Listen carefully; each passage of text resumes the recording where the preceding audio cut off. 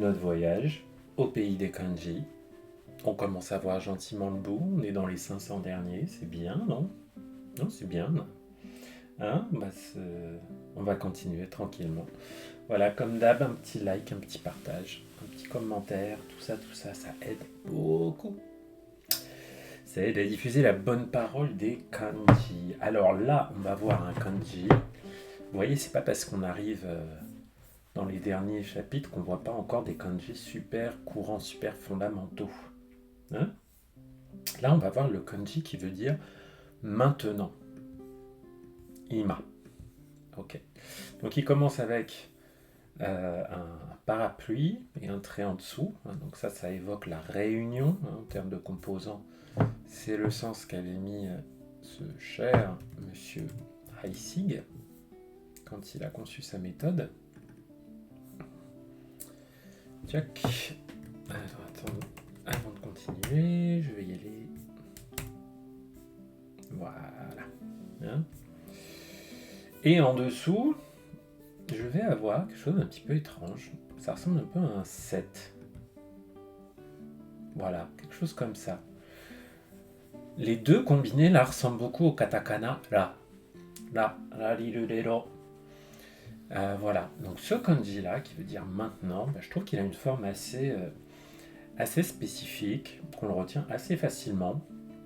En gros, c'est là, le katakana là, avec un petit chapeau, un petit parapluie sur le dessus. Et ce kanji, sa lecture on, ça va être kon ou parfois kin, mais très souvent kon, comme dans konkai cette fois-ci.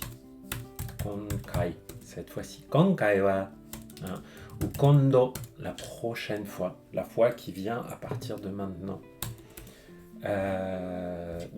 Voilà, quand on veut dire ce mois-ci ou cette semaine. Konshu, ou kongetsu, ce mois-ci. Et sinon, cette lecture ima qui veut dire maintenant. Donc vous voyez, carrément niveau N5, c'est fou ça. Et alors, comme il indique maintenant le présent, ce qui est malin, c'est que le sens qu'on va lui mettre en tant que... Tu vois, je dirais ça, c'est moche. Le sens qu'on va lui mettre en tant que composant, c'est une horloge qui indique l'heure qu'il fait maintenant. Une horloge. Ok? Ok. Le premier kanji qu'on va voir avec cette horloge. Notre horloge qui indique l'heure qu'il fait maintenant. Donc, notre maintenant va se mettre en haut, notre horloge là. Et en dessous, on va avoir une bouche. Une bouche. Ce kanji, il est assez courant. C'est celui du verbe fukumu, qui veut dire contenir quelque chose. Fukumeru étant, voulant dire à peu près la même chose d'ailleurs, mais je me plante toujours entre le transitif et intransitif. On voit souvent cette forme à la voix passive, avec fukumareru, être contenu dans. Et coucou dans le chat. Coucou abeille, abeille-san. Bzz bzz. Hachi-san. Furandru no Hachi-san. Comme ça que je t'appellerai maintenant. Donc, fukumeru. Inclure, contenir quelque chose. Aussi, tenir dans la bouche, c'est marrant, tiens. Donc, comment on va le retenir, celui-là? On a l'horloge et on a la bouche et tout ça, ça veut dire contenir. Si on... Ah oui. Ok, on peut imaginer. Vous savez, quand on est gamin, parfois on fait un concours un peu bête, où avec ses amis, on essaie de montrer « Hey, moi je peux mettre mon poing dans ma bouche !» Oh. Bon, moi je peux pas, vous voyez, c'est un peu trop gros, même si j'ai une grande bouche, ça marche pas. J'ai imaginé avec ce kanji un concours, on fait regarde, moi j'arrive à mettre ma montre, alors j'ai pas de montre évidemment, parce que j'aime pas trop ça. Mon père adorait les montres, Il y avait des très jolies montres que j'ai récupérées, mais malheureusement, moi j'aime pas trop ça, ça me fait de l'eczéma. Mais bon, on imagine que j'ai une montre là et que je fais que j'essaie de l'inclure dans ma bouche pour voir si ma bouche arrive à contenir ma montre, mon horloge. Ça peut être une montre, une horloge, bref, un truc qui indique l'heure qu'il fait maintenant. Ce kanji, ce composant là, ima.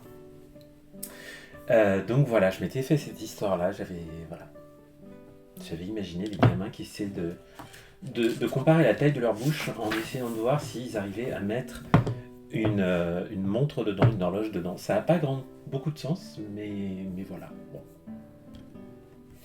Et le suivant, je l'aime beaucoup. On a l'horloge là, en haut, et en dessous, on a les coquillages. Le coquillage, qui souvent symbolise l'argent. Ok?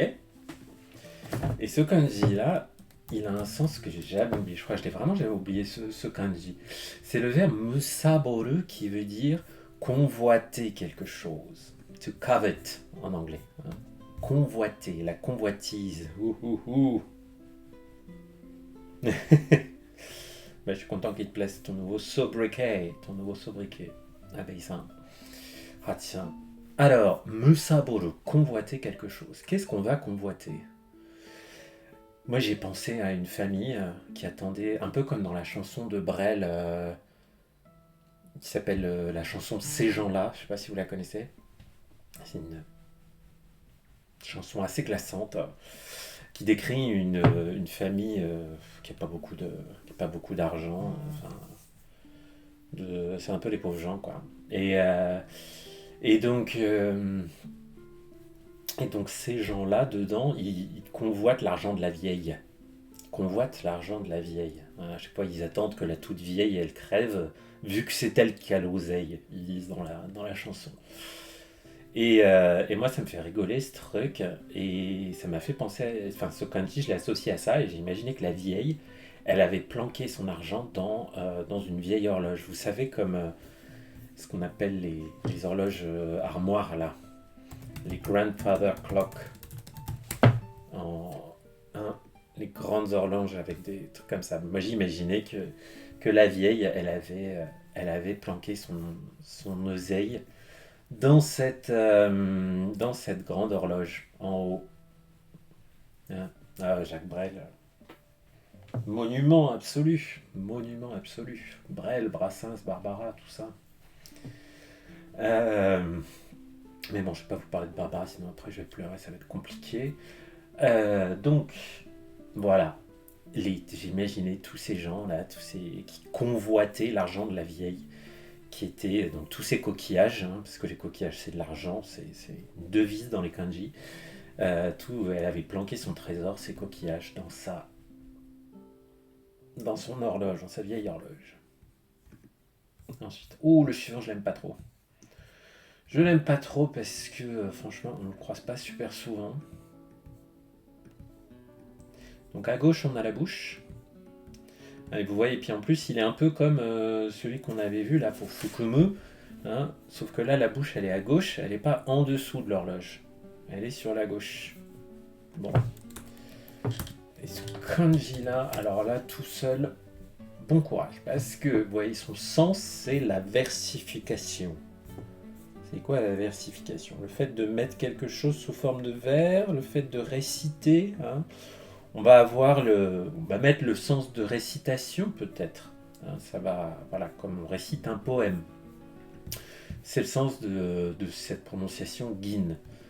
Il y a le mot ginmi qui veut dire un examen approfondi quand on regarde quelque chose vraiment point par point. Donc, mais c'est pas un kanji. C'est pas un kanji très très courant, quoi. Voilà, c'est vraiment ce mot ginmi là qui justifie peut-être son inclusion dans les Joyo kanji. Bon, récitation. Une fois qu'on a la bouche, il y a aussi l'idée comme un récital. Ouais, je crois que j'avais fini par penser à mon histoire, justement, Grandfather Clock. Il y a une très belle chanson qui s'appelle My Grandfather's Clock, hein, qui a été chantée par Johnny Cash. Oh là là, on parle de monument de la chanson aujourd'hui après Brel, là, Johnny Cash, tout ça. Mais qui est une chanson traditionnelle américaine et qui a très très bien marché au Japon.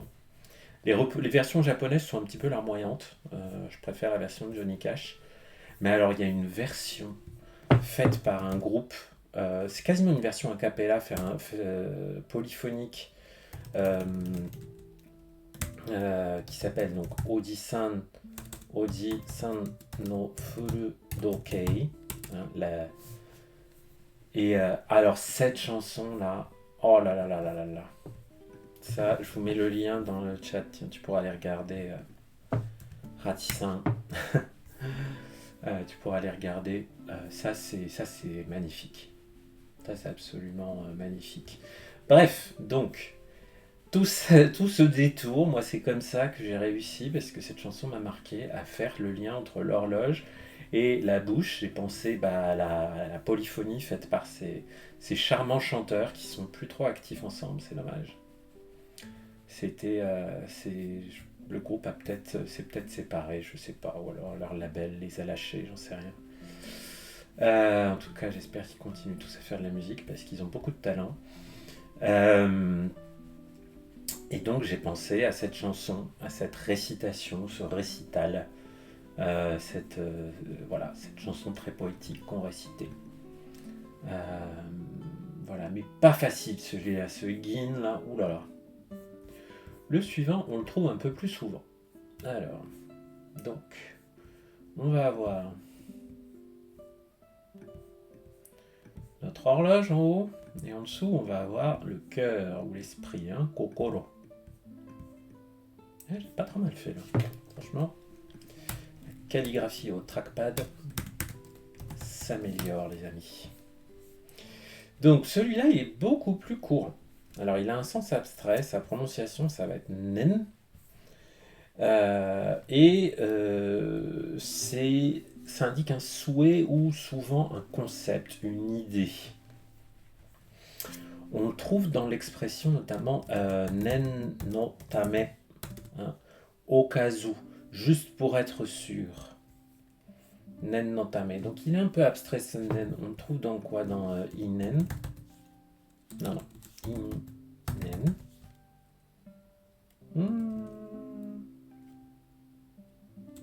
Hmm.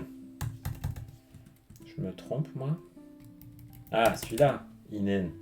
Non, toujours pas. Alors, kanen, hein, une idée par exemple, une notion. J'ai des mots plus courants que ça qui me viennent pas avec là. Zannen bien sûr, c'est regrettable, c'est dommage. Zannen desu ne. Ah, zannen. Sinon on a kanen. Tchac tchac tchac. Gainen, un concept. Ah oui, Kinen, une commémoration. On dit souvent Kinenbi, le jour de la commémoration, le jour anniversaire. Voilà, donc il est un peu abstrait celui-là. Le mot-clé qu'a mis ici, c'est le souhait. Bon, pourquoi pas. Ça marche un peu. Après, voilà, c'est un kanji qu'on comprend un peu plus, avec, en l'utilisant. Hein. Il y a l'idée qu'on pense à quelque chose d'une façon, on y est attaché, c'est vrai. Hein. Avec peut-être une idée de désir.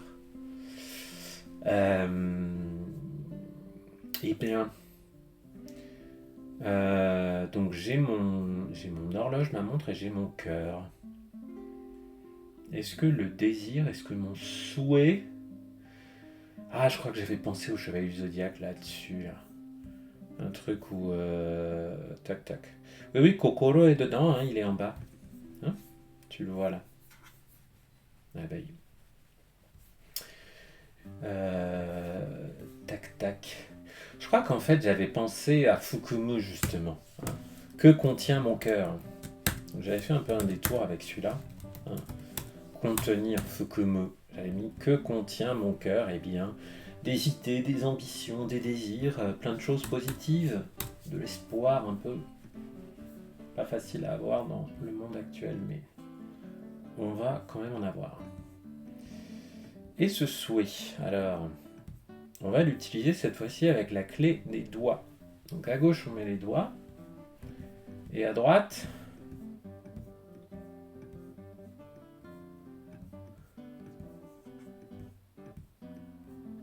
hop, notre souhait, notre naine. Et alors, pourquoi il ne l'a pas trouvé, lui? Qu'est-ce qu'il n'a pas aimé dans ce que j'ai fait? C'est pas grave.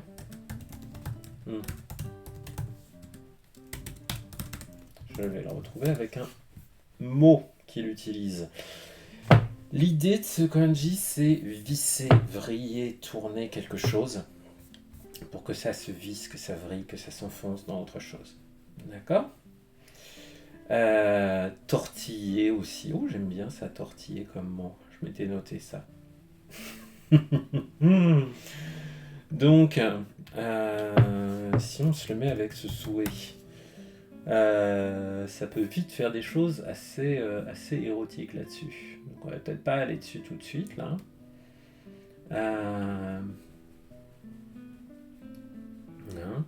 Ou quelqu'un qui se tortille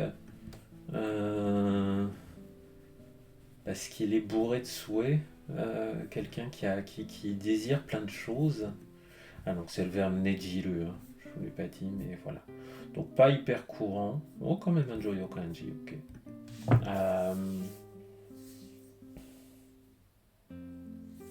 Les souhaits. Ouais, quelqu'un qui... Voilà, on peut imaginer le génie de la lampe dans Aladdin, qui vous dit alors quels sont vos souhaits. J'ai frotté le génie de la lampe avec mes doigts là, et il m'a demandé, il s'est tortillé devant moi, il est sorti en tortillant, vous voyez comme le génie dans le vieux Disney là, il sort en faisant une petite vrille comme ça, et il me demande quels sont vos souhaits. Vous en avez 3.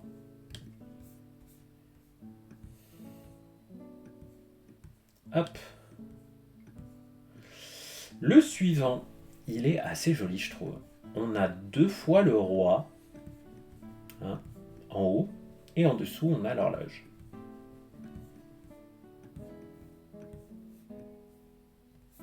Et ça, c'est le kanji pour un instrument de musique. C'est le kanji du koto. Le koto, c'est cette harpe japonaise qui est posée horizontalement, comme ça, et qui fait ces sons magnifiques de la musique traditionnelle japonaise. On a tous déjà entendu du koto, la chanson Sakura Sakura jouée au koto, c'est un peu le truc le plus tarte à la crème quand on cherche à créer une ambiance sonore japonaise. Voilà, donc c'est le koto, la harpe. Et moi j'avais pensé encore à une histoire dans un manga où il y avait 2 rois, encore les Chevaliers Zodiac, où il y avait le roi Thanatos et le roi Hypnos. Enfin, c'était des dieux, mais dans ma tête c'était des rois. J'ai pensé qu'ils étaient devant une espèce de grande horloge avec toutes leurs nymphètes qui jouaient de la harpe autour d'elles. C'était très, très bucolique. En fait, c'était l'un des 2 d'ailleurs qui jouait de la harpe. Hein? Est-ce que je peux trouver une image de ça?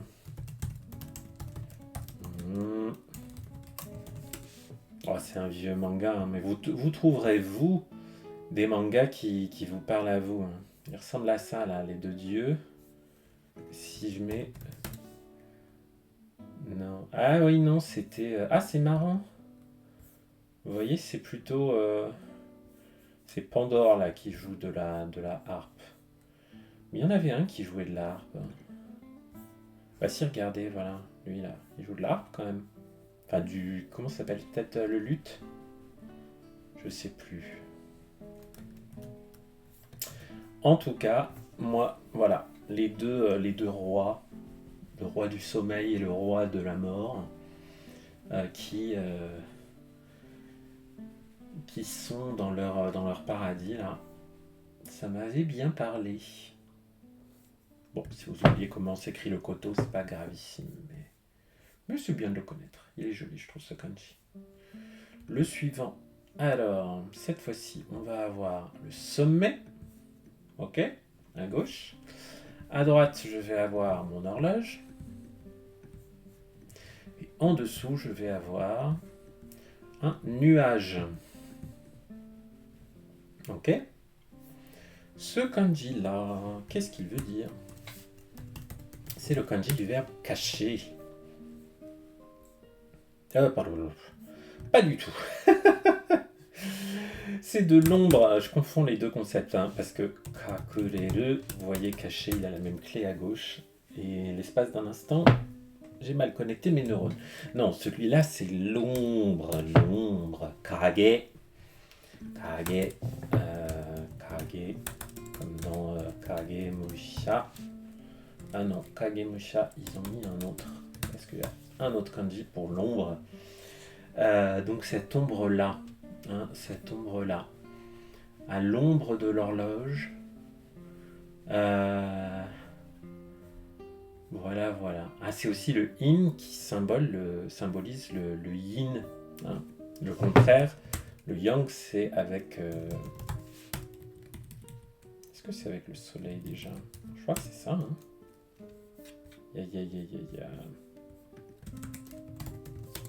Celui-là, le yang, voilà, hein, le principe du yang.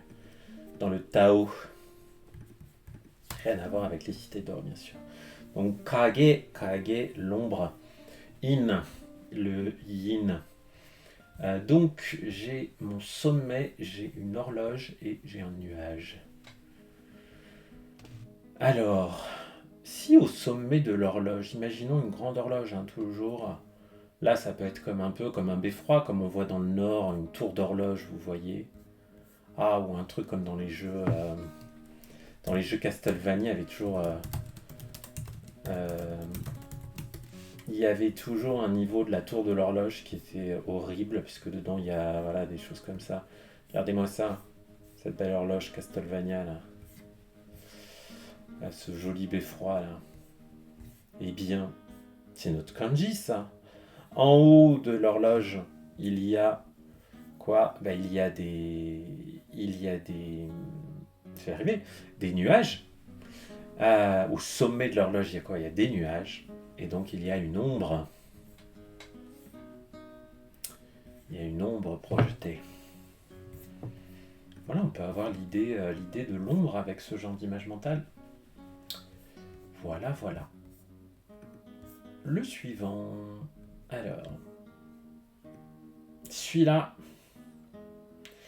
Il ressemble exactement à la hallebarde qu'on avait vue il y a quelques temps, avec un trait en moins. Hein. La hallebarde, il se termine comme ça. Bon, vous voyez, on va pas le mettre. On l'enlève. Ou zut. non, bon, tant pis.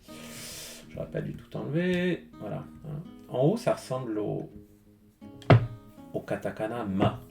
Donc vous voyez, voilà la différence. Ça, c'est la hallebarde. Et à droite, c'est le kanji que je viens de faire. Qui va se prononcer tout seul. Arakajime. Arakajime, qui signifie à l'avance, avant.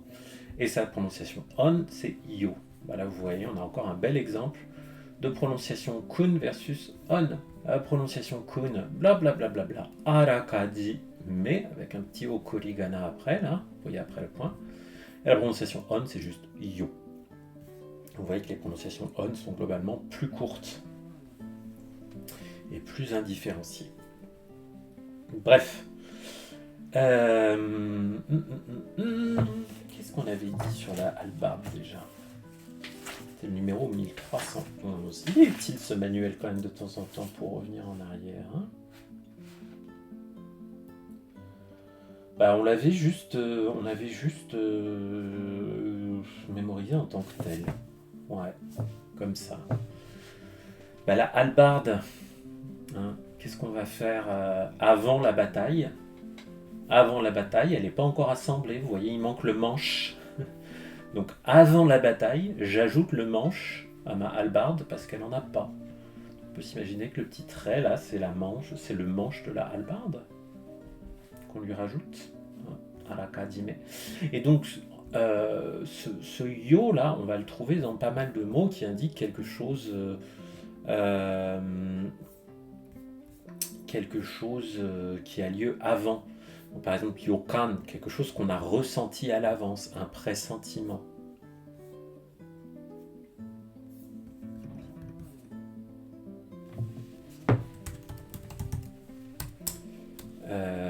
Voilà. Yoso aussi, hein. Une attente, quelque chose qu'on a pensé avant. Voilà.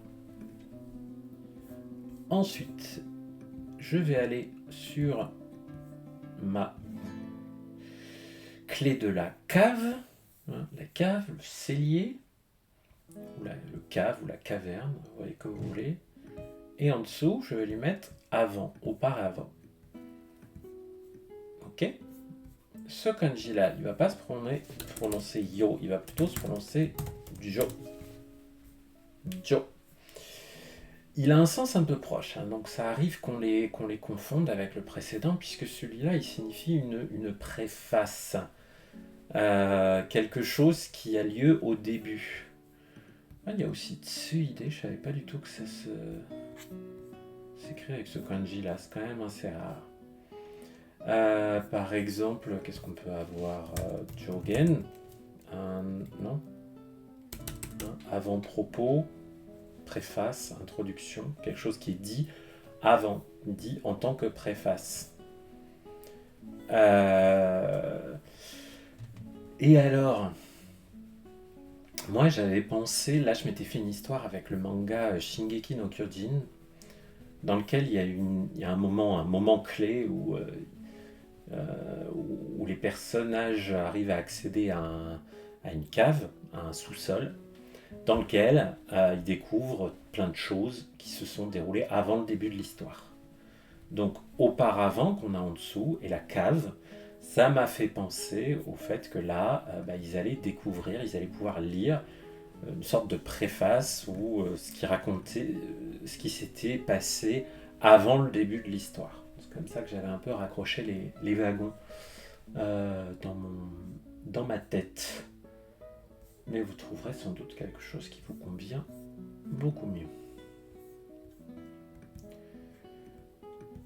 À l'avance, auparavant, ce petit kanji, cette fois-ci je vais le trouver dans la partie gauche d'un kanji qui se termine avec la tête, atama. Atama, à droite. Ok? Et ce kanji-là, qui est assez fréquent dans la vie courante, notamment quand on parle de choses financières, c'est celui qui correspond au verbe azukeru, azukaru, qui signifie confier à quelqu'un. Vous allez mettre quelque chose. Non, Abeille, par rapport à ta question, c'était pas nitsuite, c'était tsuide, tsuideni, qui est une autre expression. Donc là, c'est un. Donc, azukeru, déposer chez quelqu'un, confier quelque chose à quelqu'un, pour qu'il en prenne soin. Et par exemple, avec la prononciation yo, vous allez voir le sens, on a yokin. Yokin, ça, c'est l'argent qu'on a mis à la banque. Hein, c'est mon compte en banque. L'argent que j'ai confié, l'or que j'ai confié à la banque. Donc ce kanji, azukeru, verbe transitif, ou azukaru, être confié, verbe intransitif, on le trouve assez fréquemment. Et donc, moi j'ai pensé que on allait juger que, par exemple, un banquier avait une bonne tête. Ce banquier a une bonne tête, à droite j'ai la tête. Et donc, j'ai décidé de lui donner à l'avance. Ou non, pardon. Tiens. Non, j'ai pensé à l'inverse. J'ai pensé que le banquier, il allait te confier à l'avance de l'argent, te faire un crédit. Donc j'avais cette idée de confier à l'avance. Parce que tu avais une bonne tête, quoi, qui faisait un peu ces évaluations de la fiabilité des clients sur leur faciès. Ce que je ne recommande pas, évidemment. Next one. Alors, à gauche, je vais avoir le pays natal, Sato, auquel on avait aussi donné le sens en tant que composant d'ordinateur. Et à droite, auparavant, à l'avance. Ce kanji dont la prononciation kun c'est no, et la prononciation on c'est quasiment toujours ya. Chaud, je connais pas trop là. Ça désigne une plaine, hein, une belle étendue naturelle, sans trop d'arbres. On trouve notamment le mot Nohara, hein, qui est une prairie. Et avec Ya, Yadin, pardon, c'est un peu un barbare, quelqu'un qui vient de la plaine, quoi. Une personne rustique. Yadin, quelqu'un qui vient de la Cambrousse. Qu'est-ce qu'on a? Koya, hein, la plaine qui a été dévastée, une vaste plaine sauvage, quoi. Enfin, ou un truc, un climat un peu difficile, quoi. Pas un endroit où on est censé habiter. C'est pas la petite prairie où on va construire une petite maison, quoi. Hein. Donc, Koya. Et puis Yasai, bien sûr, Yasai, les légumes. Hein, Yasai, hein, ce qui a été récolté, les légumes qui ont été récoltés dans la prairie. Yasai, probablement l'un des premiers mots qu'on apprend avec ce kanji. Yasai. Donc voilà, ou Nohara, dans les plaines. Alors, auparavant, hein, avant qu'on ait des ordinateurs qui allaient polluer, qui allaient faire qu'on allait polluer la planète encore plus, mettre du plastique et tout, j'ai imaginé une décharge sauvage où il y avait plein de déchets électroniques, notamment des ordinateurs.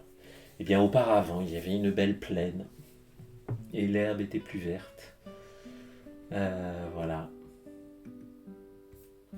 Histoire un peu nostalgique. Ou que le suivant est difficile. Accrochons-nous, ok? Donc on va avoir deux petites cornes en haut. Ensuite, avec un trait là. Ensuite, on va avoir notre râteau qu'on n'avait pas vu depuis quelques temps. Sauf que notre râteau, cette fois-ci, au lieu d'avoir un seul trait vertical qui le transperce, il va en avoir deux. Et à la fin, notre râteau, il va avoir un trait comme ça et un trait comme ça. Alors, ce kanji-là, pas évident à écrire. Sa lecture on, ça va être ken. Et c'est aussi le verbe kaneru, dont le sens est souvent un peu compliqué à expliquer. Parce que kaneru, ça veut dire faire deux choses à la fois. Ou alors, ça peut vouloir dire ne pas pouvoir faire quelque chose. Et souvent, en plus, on l'utilise au négatif, kanenai, qui veut dire donc il n'est pas impossible que. Donc, il est possible que. Hein, kanenai, c'est un peu comme kamoshiremasen. Hein, peut-être. Quand on évoque une possibilité. C'est du langage un peu plus soutenu que kamoshirenai, kamoshiremasen, hein, ce kaneru, kane, voilà. Hein, on a aussi kanete. Alors kanete, c'est avec un autre kanji, hein, si je dis pas de bêtises, ouais. Donc on avait déjà, qu'on venait de voir justement, qui veut dire autrefois, avant. Donc le sens qui a été retenu par Heissig, et il n'a pas eu tort, c'est concurremment, à la fois. Hein, à la fois. Des choses qui sont cumulées. On va mettre ça d'ailleurs, en même temps. Hein.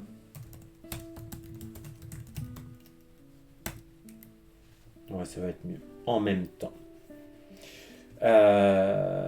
Quand on met deux noms et qu'on les connecte par le mot ken, ça veut dire c'est à la fois ceci et cela. Hein. Par exemple, si on disait Gakko ken, euh, ken, oh là là là là. Où est-ce que j'ai trouvé mon ken là? Fou, fou, fou. Il y en a tellement des ken. Où est-ce que j'ai vu? Non, pas encore. Je copie-coller. Gakko ken jutaku. Ça veut dire que c'est à la fois une école et un habitat. Si je disais une maison, quoi. Si je disais Shacho ken, tant pis, je laisse en hiragana. Shacho ken shicho, hein, ça veut dire c'est à la fois le patron et le maire, par exemple. Ce genre de choses. Donc pas facile du tout. Pas facile du tout, je trouve, de bien identifier le sens de ce kanji. Faut un peu le triturer, faut un peu le voir. Surtout, voilà. Donc, avec le sens de à la fois, donc on peut imaginer qu'on a nos deux râteaux, parce qu'on a deux manches. Et on a nos cornes sur la tête. Qu'est-ce qu'on pourrait se faire comme histoire? Oh, dur. Donc j'ai mes deux cornes, j'ai mes deux râteaux. Eh bien, j'ai pris mes deux râteaux pour à la fois ramasser des feuilles mortes et à la fois pousser, imaginons un agriculteur surmené qui prend deux râteaux et il s'en sert d'un ou deux manches. Un manche de râteau et un manche à balai. Et d'une main, il essaie de ramasser les feuilles mortes, et de l'autre, ou de ramasser le foin, par exemple, avec son râteau, là, sa fourche. Et qu'avec l'autre, il essaie de faire rentrer les bœufs dans l'étable, parce que il est complètement surmené. Donc il essaie de faire deux choses à la fois, et je pense pas que ça se passe très bien pour lui. Le suivant, il est plus compliqué, mais il est plus facile à retenir. Alors, on a une femme là, à gauche. Oups. Et à droite, on va avoir ce kanji là, donc à la fois, en même temps, simultanément.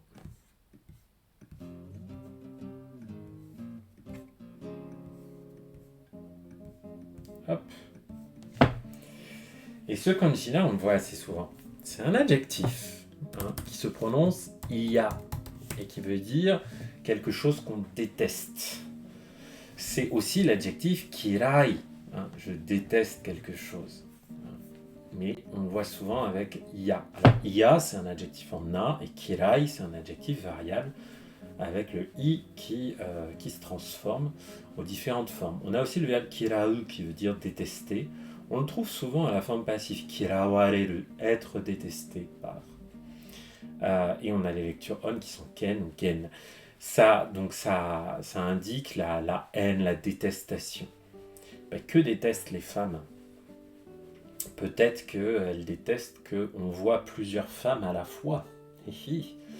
J'ai pensé à une forme de jalousie, une forme de haine.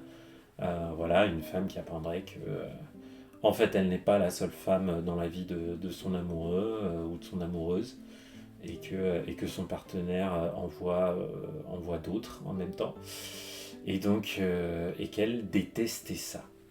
Et alors ce mot IA, c'est marrant parce que souvent, on l'entend beaucoup dans les animés et on a l'impression que c'est juste une onomatopée, quoi, que c'est quelqu'un qui crie Ya ou Yada, non, je veux pas. Mais c'est un vrai mot, IA. Iades. Je n'en veux pas, je n'aime pas ça. Je déteste ça. Voilà, voilà.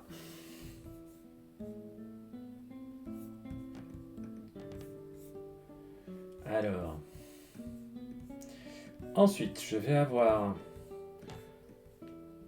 la clé de l'or, donc les métaux. Donc on va avoir un truc métallique. Oups. Et là, je vais avoir encore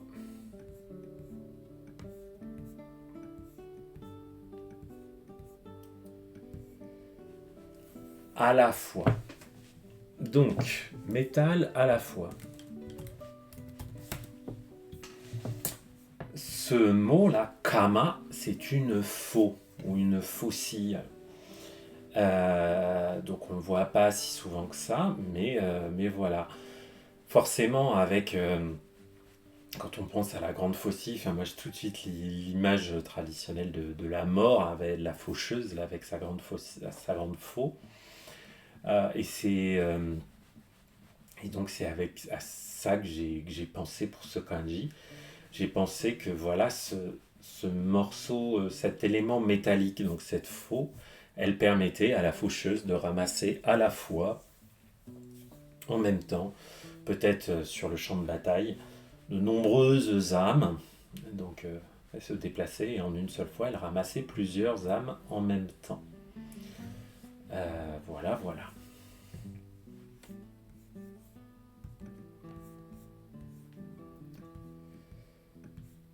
Ouais, on voit pas mal quand même ce à la fois. J'avais oublié qu'on le voyait dans autant de kanji. Là, on va avoir la clé du langage, dire quelque chose.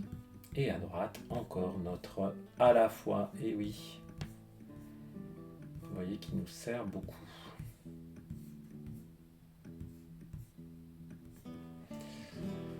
Voilà, voilà. Donc, dire à la fois.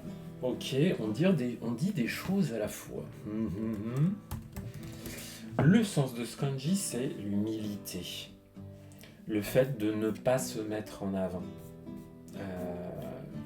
Qu'est-ce qu'on a d'autre comme synonyme pour ça?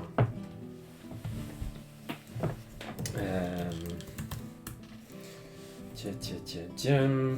La modestie, ouais. Le fait de rester modeste, de ne pas se mettre en avant. On a le verbe heri kudaru, qui veut dire comment on dirait ça en français? Je sais pas. Faire preuve de modestie, tout simplement. Et cette lecture ken, on la trouve dans par exemple kenjogo, qui veut dire le langage humble. Quand vous commencez à apprendre le keigo, les formes vraiment respectueuses et humbles du japonais, avec des verbes comme là, si on parle de kenjogo, on a par exemple le verbe itasu pour faire au lieu de suru. Ça fait, voilà, on va tomber sur ce kanji, parce qu'il y a l'idée de la modestie, de faire preuve de réserve, voilà. Et donc,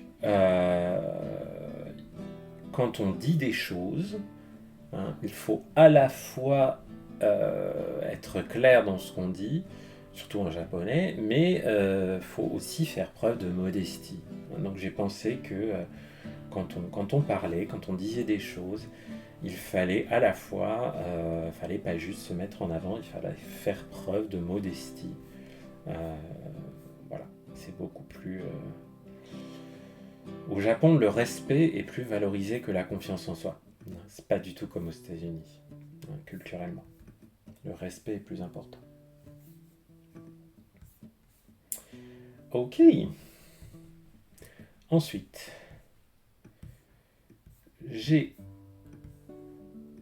je vais avoir ma cave encore, et je vais avoir à la fois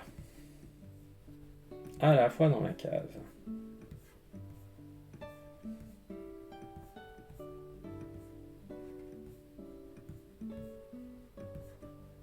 Ok.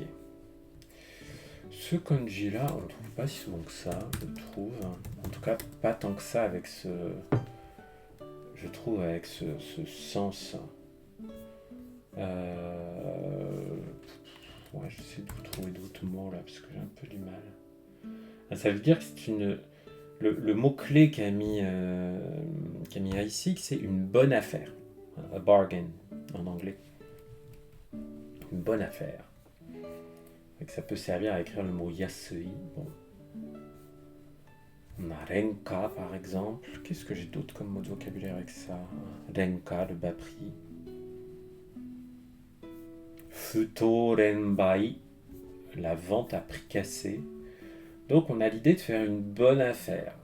Donc quand on va, c'est vrai que quand on regarde ce qu'il y a dans la cave des gens, là j'ai pensé à un marché aux puces, hein, au fait, ou à une brocante.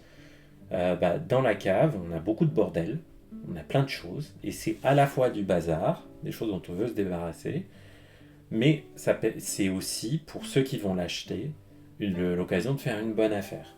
Donc j'avais gardé l'idée non pas d'un vide-grenier, mais d'un vide-cave, avec ce kanji-là.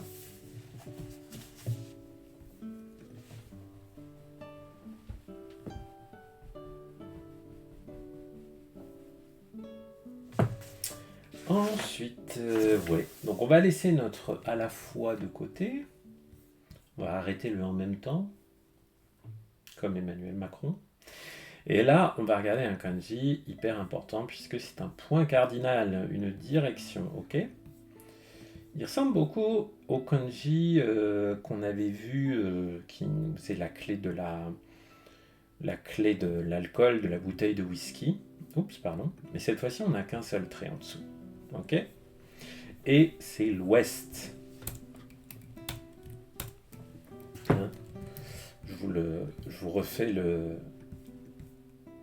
notre bouteille de whisky, là, version complète, parce que c'était aussi un signe astrologique.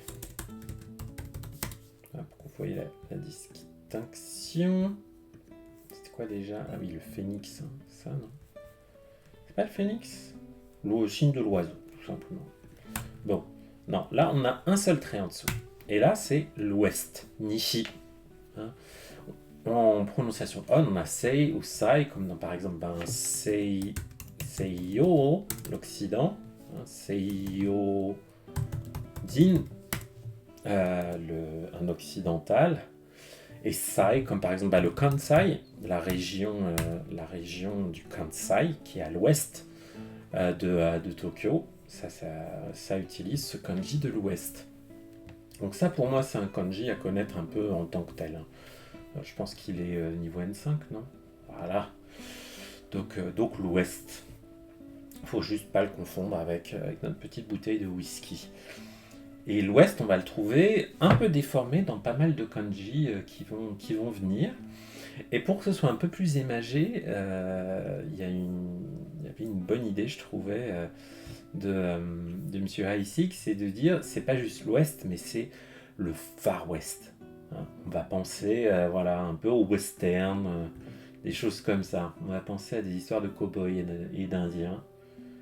C'est pas les choses forcément les plus historiquement justes, mais voilà, ça va solliciter notre imaginaire. Donc, le premier kanji qu'on va voir avec ça, c'est un kanji qui utilise la clé de la personne seule. Donc j'ai une personne seule à gauche. Et ensuite, à droite, j'ai l'ouest. Mais, version un peu déformée, puisque là, les traits vont aller directement jusqu'en bas. Vous voyez, je vais pas remonter là. Je vais juste faire comme ça. Ok?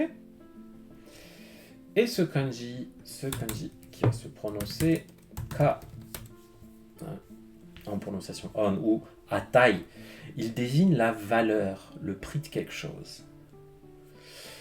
C'est vrai que la conquête de l'Ouest, qu'est-ce qu'ils faisaient les cow-boys, ceux qui allaient, ils allaient chercher à faire fortune dans l'Ouest. Ils allaient, ils partaient seuls. Là, on a un lone ranger, un lonesome cowboy à gauche, une personne seule qui part dans l'Ouest pour essayer d'aller. Ou alors, si on pense au prix, peut-être qu'il part pour aller rechercher. Que c'est peut-être un chasseur de primes, hein, qu'il essaie d'aller récupérer la prime, la valeur qu'il y a sur la tête de je ne sais quel bandit de grand chemin. Alors, là, on va aller plutôt au saloon. Donc là, notre Far West, là, on va l'avoir en haut. Toujours en allant jusqu'en bas, d'accord? Oups. On va le faire un peu comme ça. Hop. Euh, et en dessous, je vais avoir une femme. Alors, ce kanji-là, il est hyper important, il est nécessaire. Bah oui, c'est le kanji du verbe iru qui veut dire nécessité, être nécessaire. Sa lecture on, c'est yo, comme dans hitsuyo, nécessaire. Quelque chose qui est nécessaire. Ah, aussi kaname, c'est vrai. Kaname, le point vital, le point important. Un yo dans hitsuyo, hitsuyo, c'est nécessaire, c'est vital, c'est important. Voilà, voilà. Qu'est-ce qui est nécessaire dans le Far West? Bah, que nos peut-être. Alors moi j'ai pensé, désolé, hein, c'est pas du tout progressiste, mais j'ai pensé que dans les saloons il y avait des femmes de compagnie, on va dire, hein, pour voilà, qui venaient, qui faisaient leurs petites affaires au premier étage, et que elles étaient nécessaires à voilà, qu'elles ont joué leur rôle et qu'elles étaient nécessaires, hein, dans la conquête de l'Ouest. Voilà, c'est tout simple. Et ça m'a aidé aussi pour le kanji suivant, puisque cette nécessité là, on va la trouver juste après, dans un kanji qui va parler d'une partie du corps. Ok? Donc là, j'ai la lune à gauche, comme vous le savez maintenant, hein, quand j'ai la lune, je vais souvent parler du corps humain, d'une partie du corps. Et bien là, j'ai une partie du corps qui est nécessaire. Laquelle? Il y en a beaucoup qui sont nécessaires. Mais bon, là, c'est... si au Far West, je veux pouvoir supporter toutes mes bouteilles de whisky, je vais avoir... non, je vais avoir besoin de mes reins, un koshi. C'est les reins, mais plutôt la région des reins, si vous voulez, hein, les lombaires. Donc voilà. Mais on a aussi...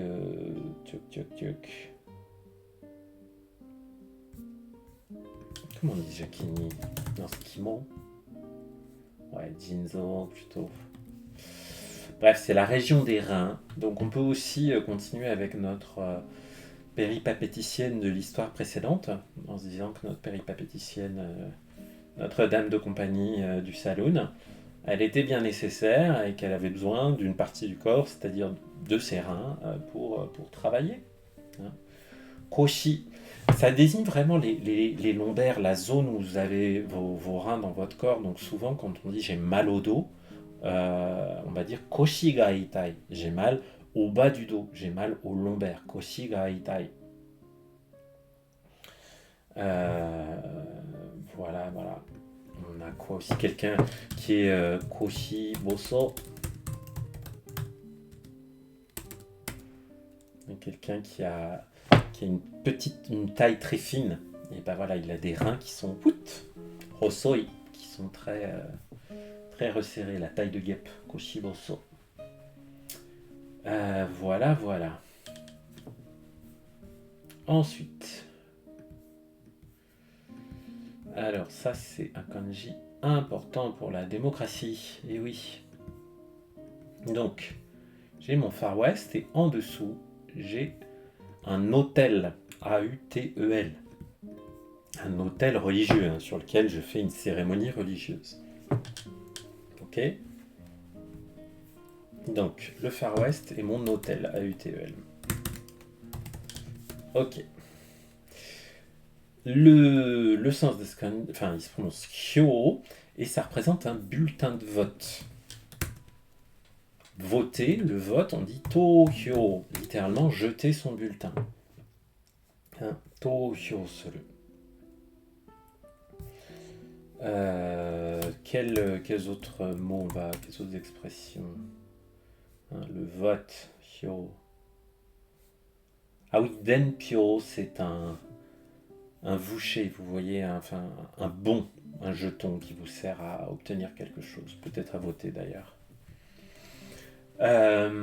Voilà, Tokyo. Moi j'ai pensé que dans l'ouest des États-Unis, alors c'est plutôt dans le sud, Euh, Comme en dessous j'ai un hôtel, un truc religieux là, j'ai pensé qu'il y avait beaucoup de personnes qui votaient en fonction de leurs convictions religieuses, donc qui exprimaient leur bulletin de vote qui étaient plus en phase avec leurs convictions religieuses. Voilà, c'est comme ça que c'est la petite histoire que j'avais fait pour retenir ça. Sauf que voter juste en fonction de sa religion, c'est pas forcément ce qui fait que la démocratie, elle marche bien. Et donc, le suivant, là, donc c'est le même, hein, le bulletin de vote à droite, et à gauche, je lui ai mis la clé de l'eau, Sanzi. Voilà. Et ce kanji est aussi un joli verbe, qui est le verbe tadayo, qui veut dire flotter, dériver.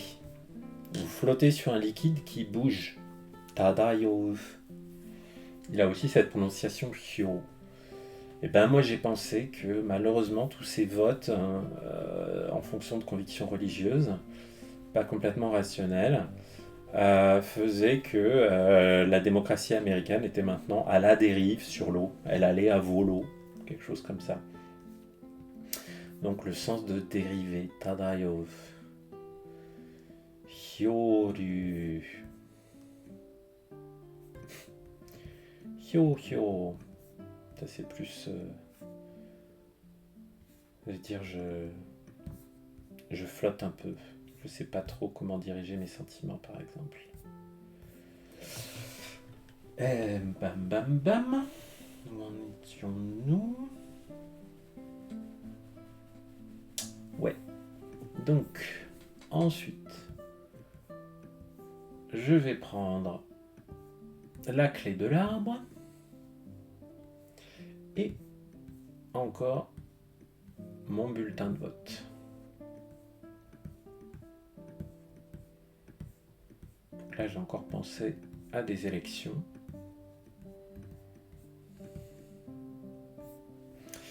Donc, j'ai un arbre et mon bulletin de vote. Qu'est-ce que j'en fais? Eh bien, sur mon arbre, je vais avoir un panneau, c'est le sens de ce kanji, un signe, une flèche par exemple, qui va m'indiquer votre bureau de vote, c'est par là. Votre bureau de vote, il est à droite, etc. Donc moi, en fait, j'ai pensé carrément à un arbre qui avait près d'une école maternelle où je vais régulièrement voter, à Paris. Et j'ai pensé qu'il y avait un panneau dessus. Bon, évidemment, les panneaux, ils les mettent ailleurs, mais voilà. Qu'il pouvait y avoir un panneau qui allait m'indiquer où se trouvait mon bureau de vote. Voilà. Ben, on a notamment le mot hyoban. Alors, pas celui-là.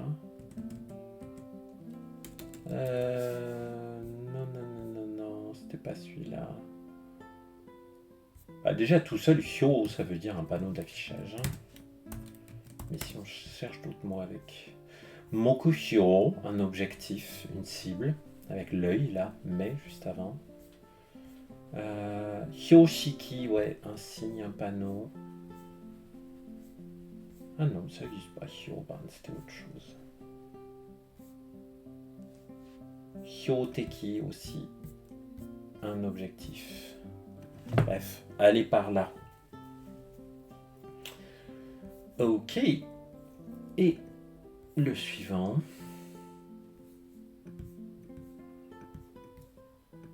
Donc, je vais avoir mon... je vais y arriver. Mon Far West. Donc là, on va mettre de côté notre bulletin de vote. Et en dessous, là, je vais avoir un arbre. Quel arbre on va trouver dans le Far West? Je vous propose que ce soit le châtaignier ou le marronnier. Chestnut. Voilà. Kuri, ça veut dire un marron, une châtaigne. Ononoku, c'est autre chose. Ouais. C'est de plutôt avoir peur. Je sais pas d'ailleurs pourquoi il est vachement utilisé avec des kanji liés à la peur. Voilà. Donc Kuri, un petit marron. Est-ce qu'il y a beaucoup de marrons dans le Far West? Je ne sais pas. Mais bon, c'est déjà pas mal tout ce qu'on a vu là avec notre petit Far West.